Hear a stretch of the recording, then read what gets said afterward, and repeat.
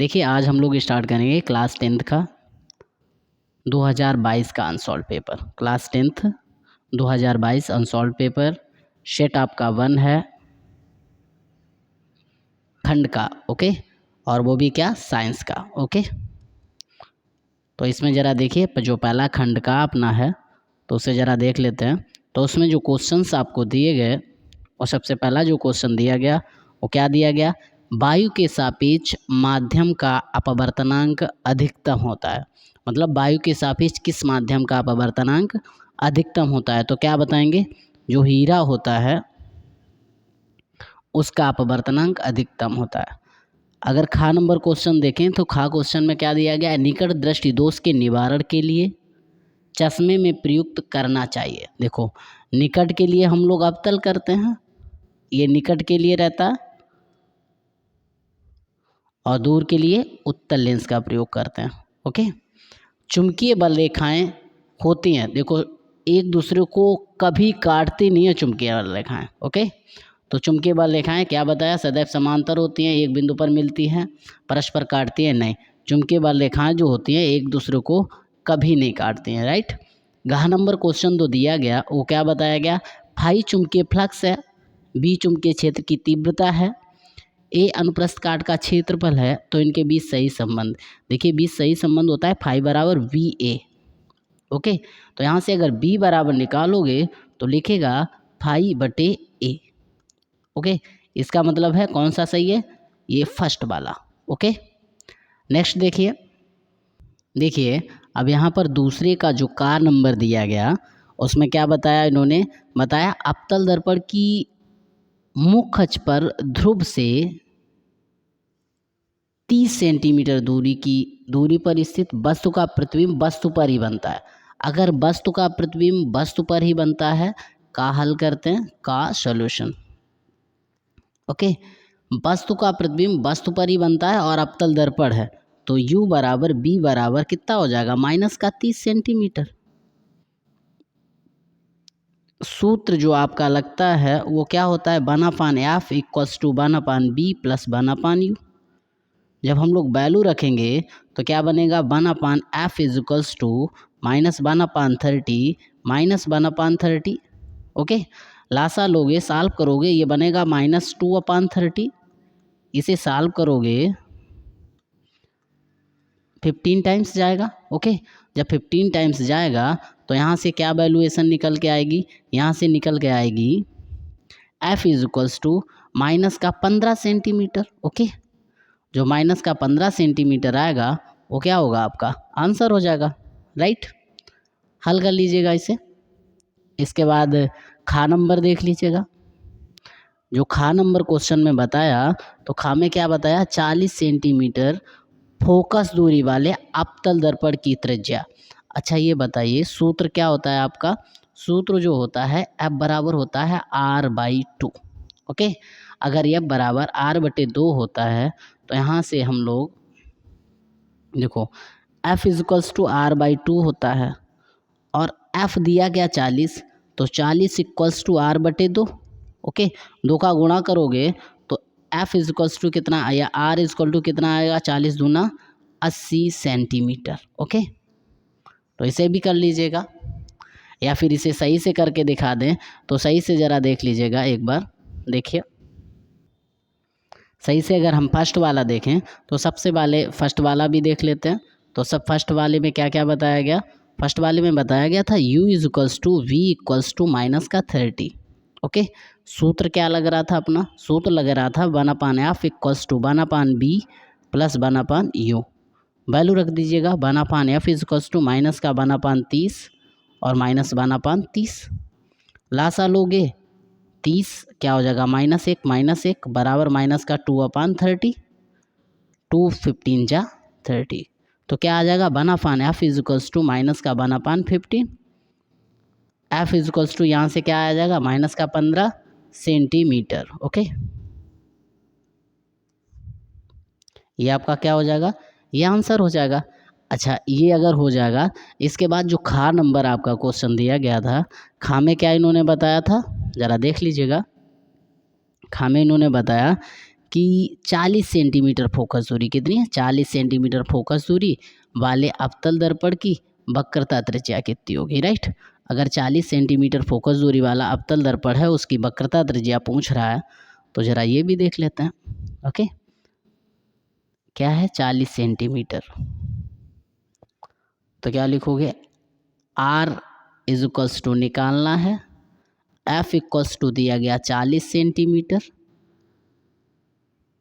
तो सूत्र क्या लगाओगे, सूत्र आपका होता है F इक्वल्स टू R/2।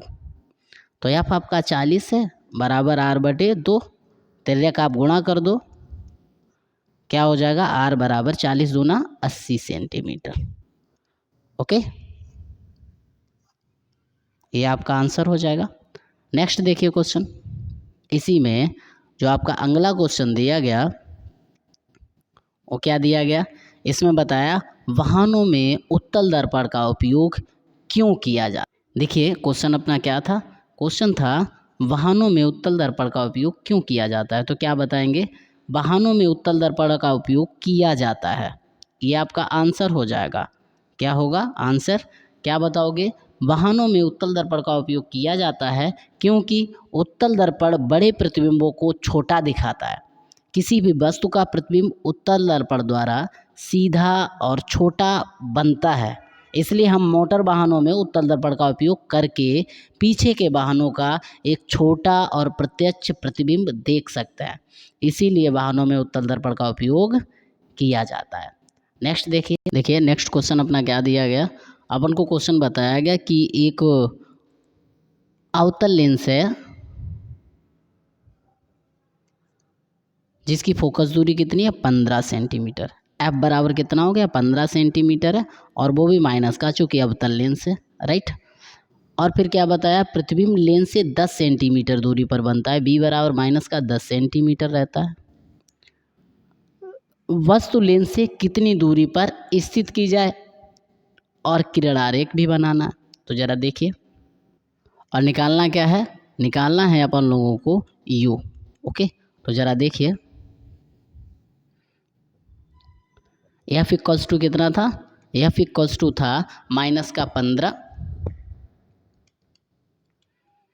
और v इक्वल्स टू माइनस का 10 था, यू निकालना था, और लेंस है, क्या है, लेंस है आपका। ओके, लेंस है तो इसके लिए अवतल लेंस था तो इसलिए दोनों नेगेटिव रख लिए, सूत्र आपका लेंस का यही होता है, बनापान एफ इक्वल्स टू बनापान बी माइनस बनापान यू, वैल्यू रख दीजिएगा 1/माइनस का 15 बराबर 1/b, मतलब 1/-10 माइनस का 1/u, जो u है ये आप इधर ले आइएगा, ये आप उठा के इधर ले जाइएगा, जब इधर उधर कर दोगे तो आपकी जो वैल्यू बनेगी वो ज़रा देख लीजिएगा, क्या बनेगी, ये बनेगी 1/u equals to 1/15 minus 1/10। Okay, जब लासा लोगे क्या आएगा, लासा आएगा 30, 10 15 दूनी 30, 10 तियाँ 30। ओके, तो कितना आएगा, यहाँ पे जो वैल्यू बनेगी वो 1/u इक्वल्स टू बनेगा -1/13, तो u इक्वल्स टू जो आएगा वो आएगा माइनस का 30 सेंटीमीटर, ये आपकी क्या है, वस्तु की स्थिति है। ओके, आंसर हो गया। नेक्स्ट देखिए नेक्स्ट क्वेश्चन अपना क्या दिया गया, नेक्स्ट में बताया एक मनुष्य है चश्मा पहनकर क्या कर लेता है, चश्मा पहनकर 25 सेंटीमीटर की दूरी पर रखी वस्तु को स्पष्ट देख सकता है। अगर स्पष्ट देख सकता है इसका मतलब b बराबर 25 सेंटीमीटर दिया गया और इसकी फोकस दूरी कितनी दी गई 50, तो f इज इक्वल्स टू दिया गया आपको माइनस का 50 सेंटीमीटर। ओके, अगर इतना दिया गया, पूछा क्या गया u, चलिए आते हैं देख लेते हैं। ओके, तो अब निकालेंगे क्या, v बराबर 25 है, f माइनस 50 है, क्या बताया b बराबर 25 है और f बराबर माइनस का 50 सेंटीमीटर है, u निकालना है और आपका है क्या, लेंस है।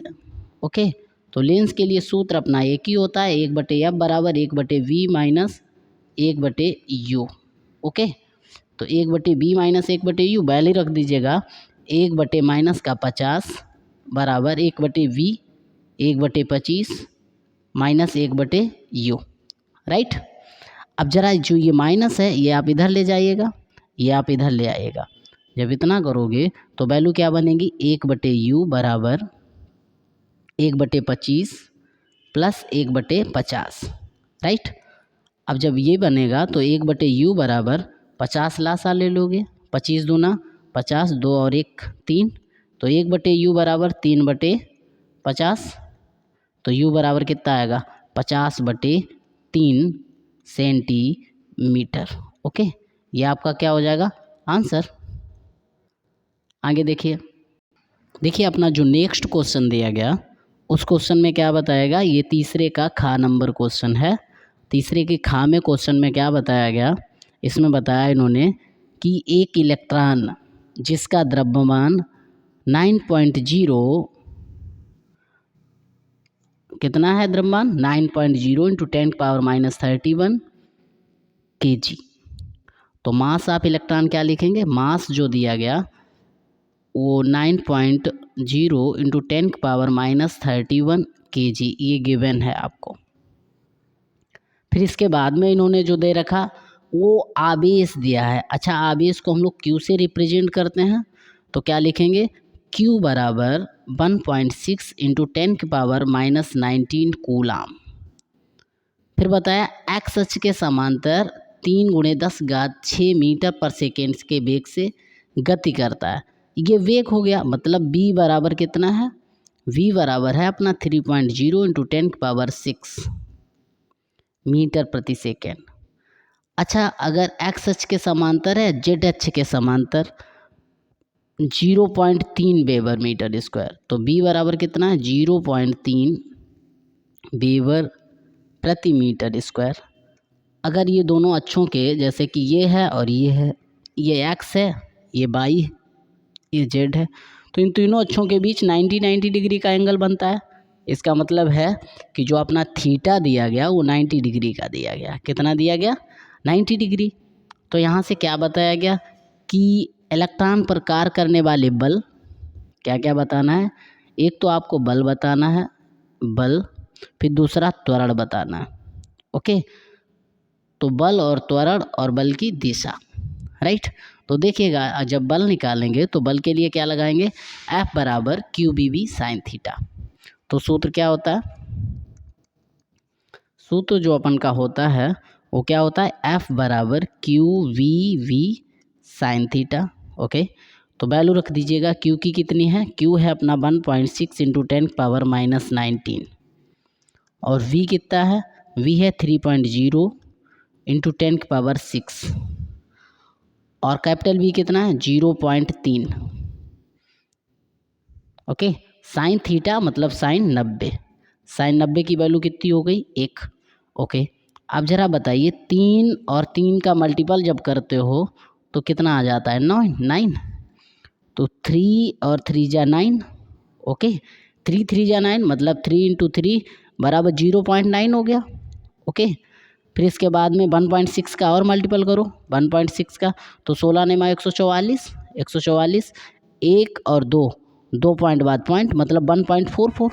तो F बराबर कितना आएगा, F बराबर आएगा 1.4 और 4 गुणे 10 घात, अच्छा बताना 19 से 6 अगर सब्ट्रैक्ट करोगे कितना बचेगा 13, 10 घात -13 न्यूटन। ये आपका क्या आ गया, फोर्स। क्या आ गया, ये आपका आ गया फोर्स। ओके, अगर आपका ये फोर्स आ गया तो इसके बाद में निकालना क्या था अपन को निकालना था एक्सेलरेशन। ओके, तो चलिए एक्सेलरेशन भी निकाल लेते हैं। देखिए हमारा फोर्स जो आया वो फोर्स क्या आएगा 1.44 × 10⁻13 न्यूटन। यहाँ बल तक आ चुका है अपना। ओके, अगर बल तक आ चुका, हमें मास पता है, तो सूत्र नेक्स्ट और क्या लगाएंगे, नेक्स्ट लगाएंगे F बराबर ma। सूत्र क्या लगाएंगे, सूत्र लगाएंगे F बराबर ma से। देखो F जो वैल्यू है अपनी वो है 1.44 गुणे 10 घात -13। मास ऑफ इलेक्ट्रॉन जो दिया गया था वो अपना ये दिया गया है, वैल्यू रखते हैं 9.0 × 10⁻³ A।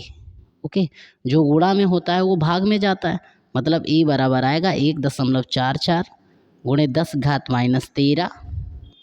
ये अपना था 31 था यहाँ पे, ठीक है, यहाँ पे करेक्ट करिएगा, इसे लिखिएगा 31 10⁻³ kg था, ठीक है। तो ये जो आया तो इसको क्या लिख सकते हैं अपान 9.0 × 10⁻³ इसे ऊपर ले जाओगे, ओके। तो ये जब डिवाइड करोगे ये कितने बार जाएगा 1.6 टाइम, ओके।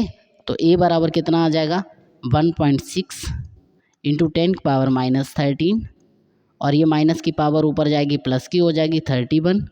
तो ए इक्वल्स टू कितना आ जाएगा, ए इक्वल्स टू आएगा, देखिए तो ये जो अपना डिवाइड किया था ना, ये डिवाइड ये आएगा 0.16, क्या आएगा 0.16 आएगा, और 0.16 आएगा 0.16, ओके। तो 0.16 आएगा, इधर जब ले आओगे क्या हो जाएगा 1.6 × 10⁻, ये 31 से 13 सब्ट्रैक्ट करोगे बनेगा -17 मीटर प्रति सेकेंड स्क्वायर, ओके। देख लीजिएगा, इसे आप लोग आंसर लिख लीजिएगा। आइए चलते हैं दूसरे क्वेश्चन में। देखिए इस क्वेश्चन में क्या बताया गया, इसमें बताया गया 2 ओम 3 ओम और 5 ओम के प्रतिरोधों को 2 3 5 ओम के प्रतिरोधों को श्रेणी क्रम में जोड़ा गया। तो पहले अगर सर्किट की बात कर लें तो सर्किट अपना ये है,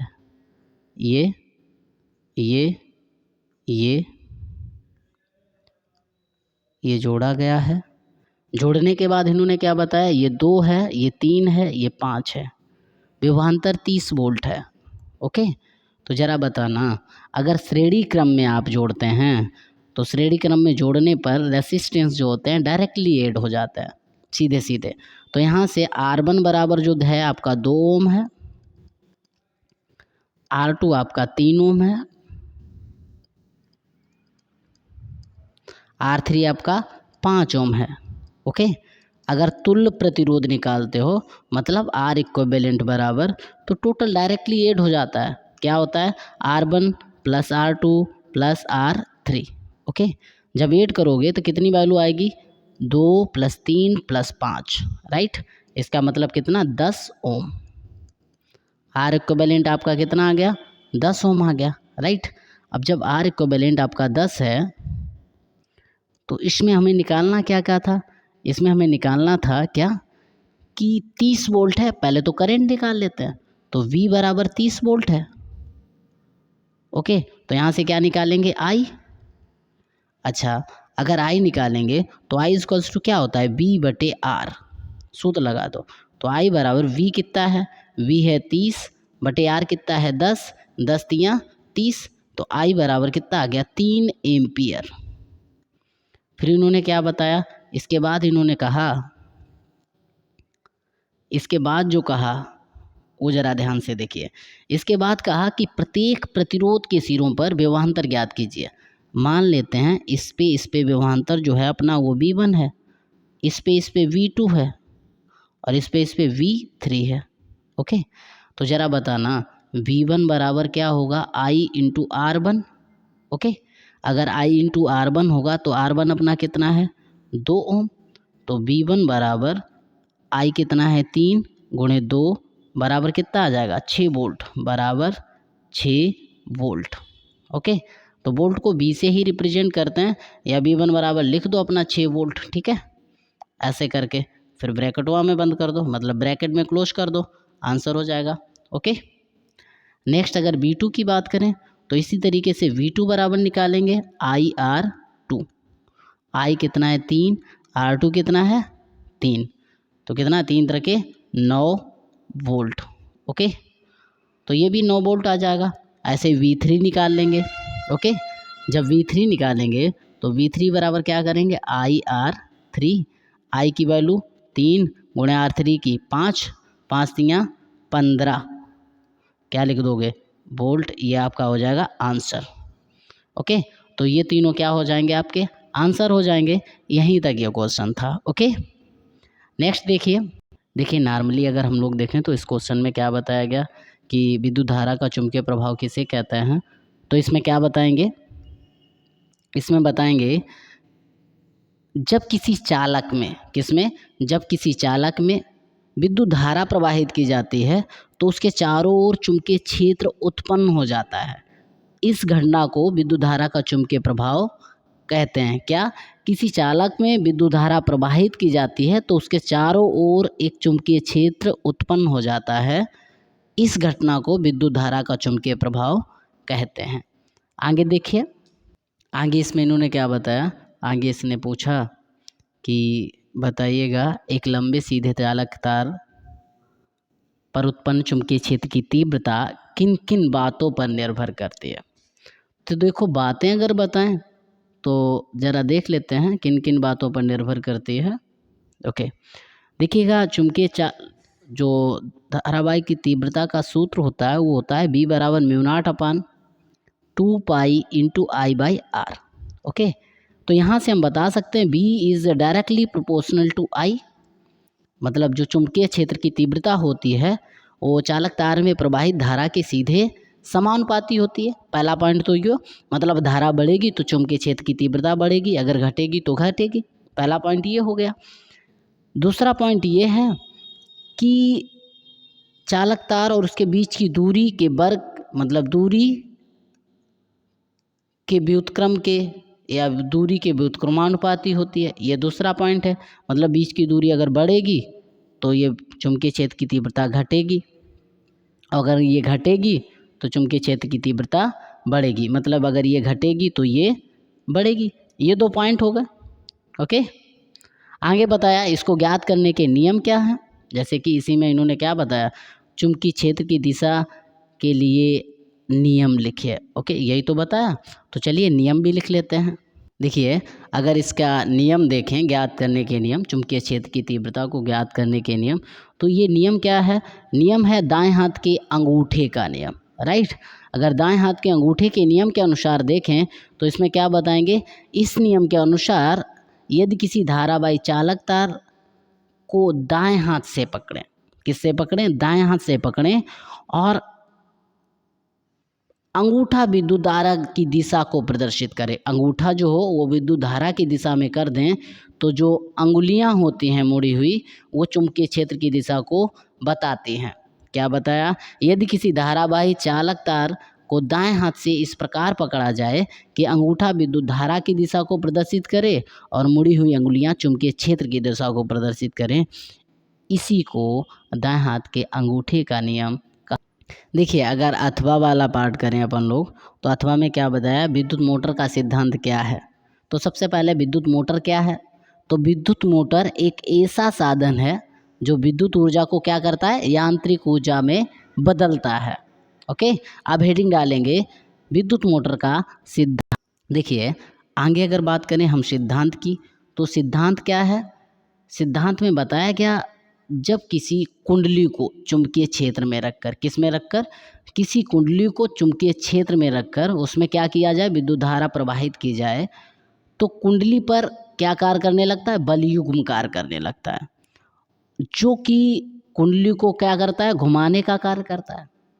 यदि कुंडली अपनी अक्ष पर घूमने के लिए स्वतंत्र होती है तो क्या करती है, घूमने भी लगती है। तो क्या बताया, जब किसी कुंडली को चुंबकीय क्षेत्र में रखकर उसमें धारा प्रवाहित की जाए तो कुंडली पर एक बलयुग्म कार्य करता है जो कुंडली को उसकी अक्ष पर घुमाने का प्रयास करता है। यदि कुंडली अपने अक्ष पर घूमने के लिए फ्री है तो क्या करती है, घूमने भी लगती है। इसे ही विद्युत मोटर का सिद्धांत कहते हैं। आगे देखिए अपन लोगों का सिद्धांत तक हो चुका था। ओके, सिद्धांत के बाद क्या आती है, सिद्धांत तक हो गया था, सिद्धांत के बाद आती है रचना। तो क्या डालेंगे, रचना। रचना में लिखेंगे विद्युत मोटर जो होती है उसके 3 भाग होते हैं। अब कौन कौन से भाग होते हैं जरा ये भी देख लेते हैं। नंबर 1, क्षेत्र चुंबक। यह एक शक्तिशाली चुंबक होता है जिसके ध्रुव कौन से होते हैं, N व S होते हैं। दूसरा पॉइंट क्या लिखेंगे, आर्मेचर।